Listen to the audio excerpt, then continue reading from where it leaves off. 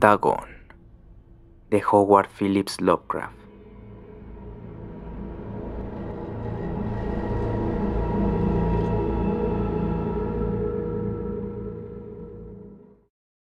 Escribo esto bajo una fuerte tensión mental, ya que cuando llegue la noche habré dejado de existir.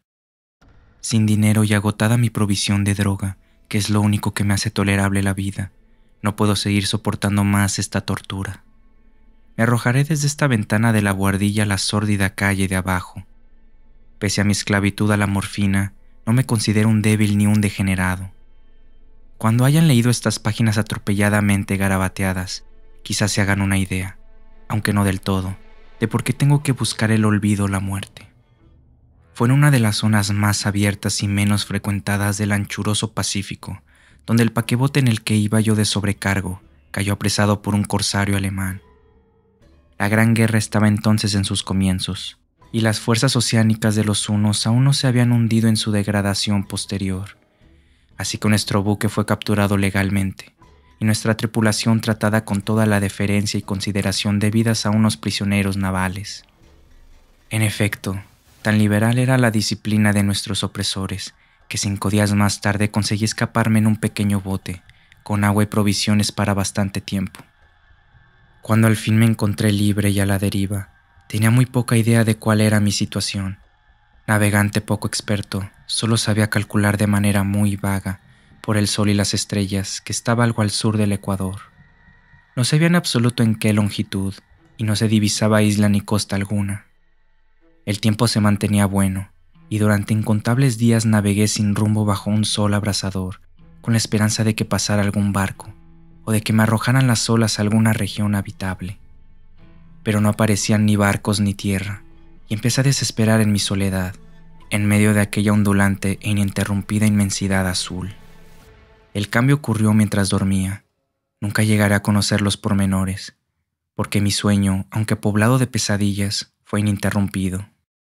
Cuando desperté finalmente, descubrí que me encontraba medio succionado en una especie de lodazal viscoso y negruzco que se extendía a mi alrededor, con monótonas ondulaciones hasta donde alcanzaba la vista, en el cual se había adentrado mi bote cierto trecho.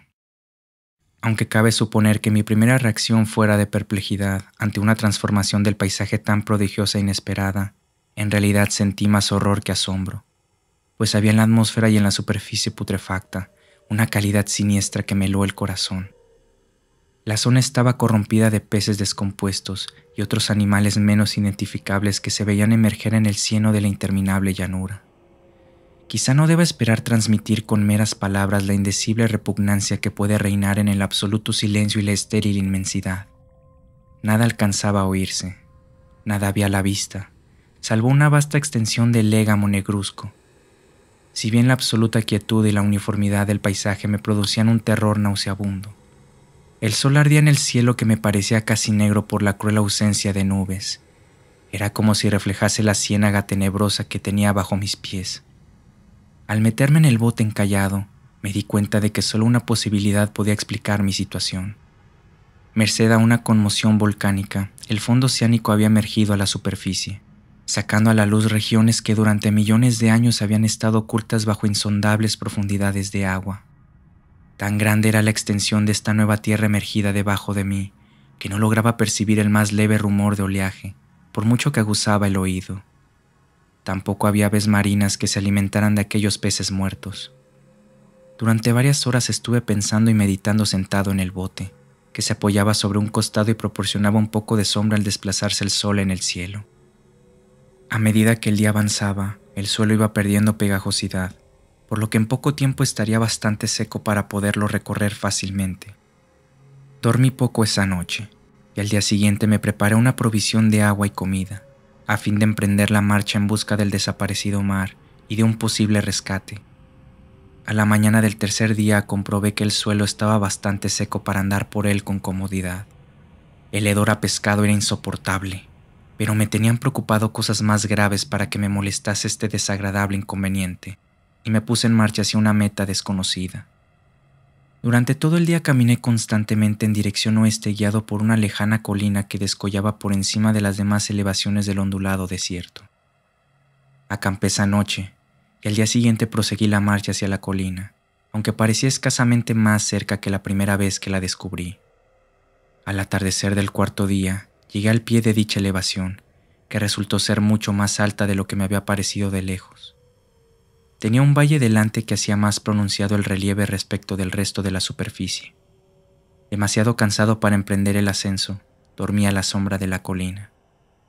No sé por qué, mis sueños fueron extravagantes esa noche, pero antes que la luna menguante, fantásticamente gibosa, hubiese subido muy alto por el este de la llanura, me desperté cubierto de un sudor frío, decidido a no dormir más.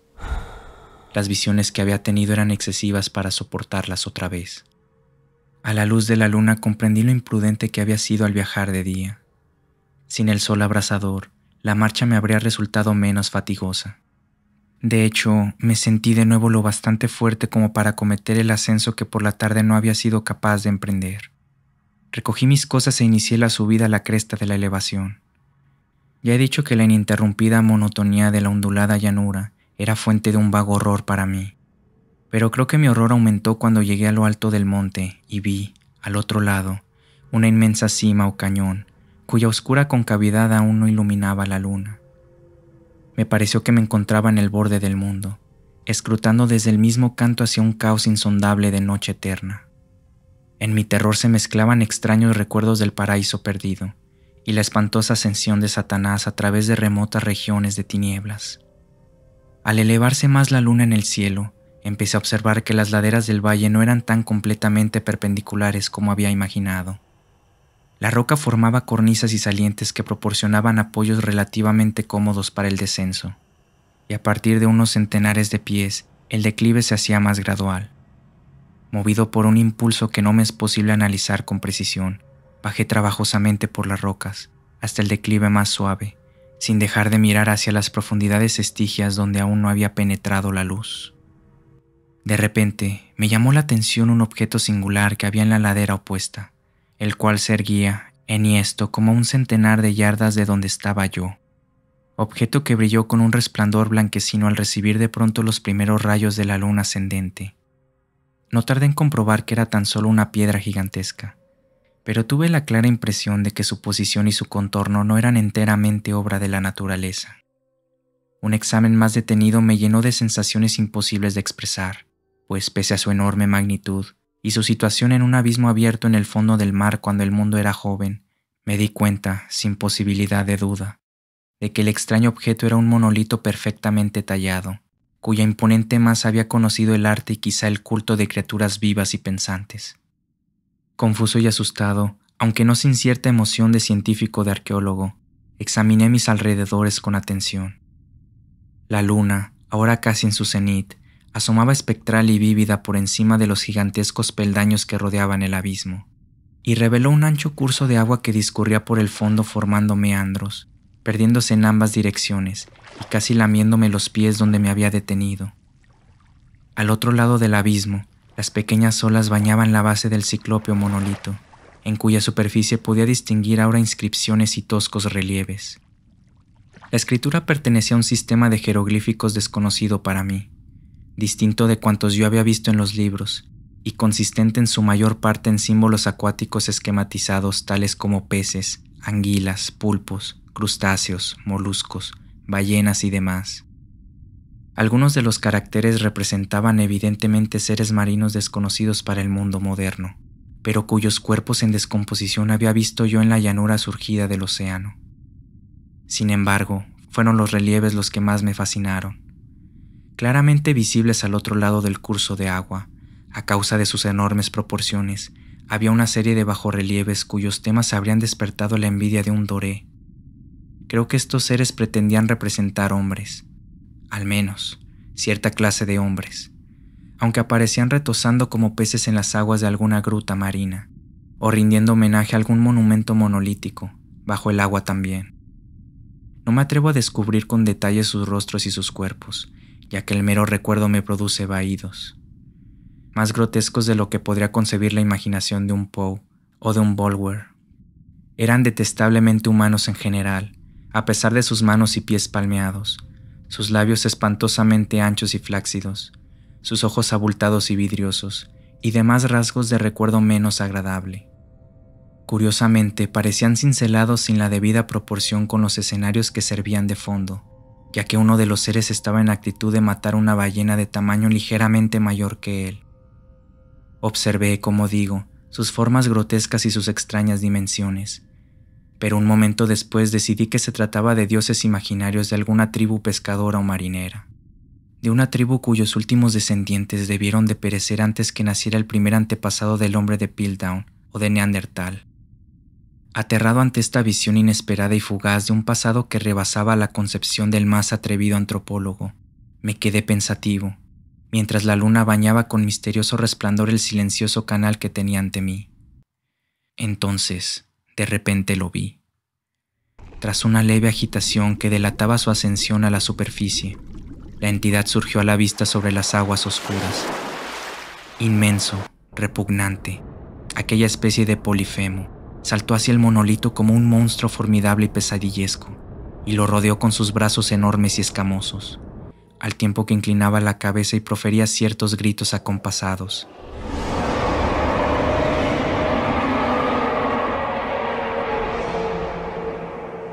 Creo que enloquecí entonces. No recuerdo muy bien los detalles de mi frenética subida por la ladera y el acantilado, ni de mi delirante regreso al bote varado. Creo que canté mucho y me reí insensatamente cuando no podía cantar. Tengo el vago recuerdo de una tormenta, poco después de llegar al bote.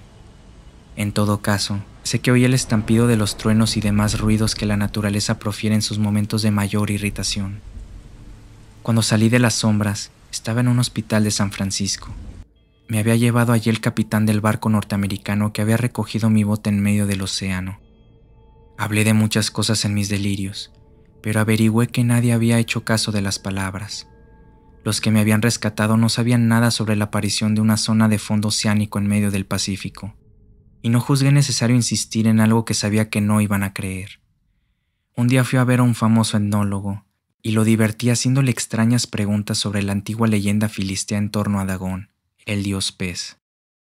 Pero enseguida me di cuenta de que era un hombre irremediablemente convencional, y dejé de preguntar. Es de noche, especialmente cuando la luna se vuelve gibosa y menguante, cuando veo a ese ser. He intentado olvidarlo con la morfina, pero la droga solo me proporciona una cesación transitoria, y me ha atrapado en sus garras, convirtiéndome irresistiblemente en su esclavo. Así que voy a poner fin a todo esto, ahora que he contado lo ocurrido para información o diversión desdeñosa de mis semejantes. Muchas veces me pregunto si no será una fantasmagoría, un producto de la fiebre que sufrí en el bote a causa de la insolación, cuando escapé del barco de guerra alemán. Me lo pregunto muchas veces, pero siempre se me aparece, en respuesta, una visión monstruosamente vívida. No puedo pensar en las profundidades del mar sin estremecerme ante las espantosas entidades que quizá en este instante se arrastran y se agitan en su lecho fangoso, adorando a sus antiguos ídolos de piedra y esculpiendo sus propias imágenes detestables en obeliscos submarinos de mojado granito. Pienso en el día que emerjan de las olas y se lleven entre sus garras de vapor humeante a los endebles restos de la humanidad exhausta por la guerra. En el día en que se hunda la tierra y emerja el fondo del océano en medio del universal pandemonio. Se acerca el fin. Oigo ruido en la puerta, como si forcejeara en ella un cuerpo inmenso y resbaladizo. No me encontrará. Dios mío, esa mano. La ventana, la ventana. Escuchaste Letras Abiertas. Nos escuchamos en la siguiente lectura.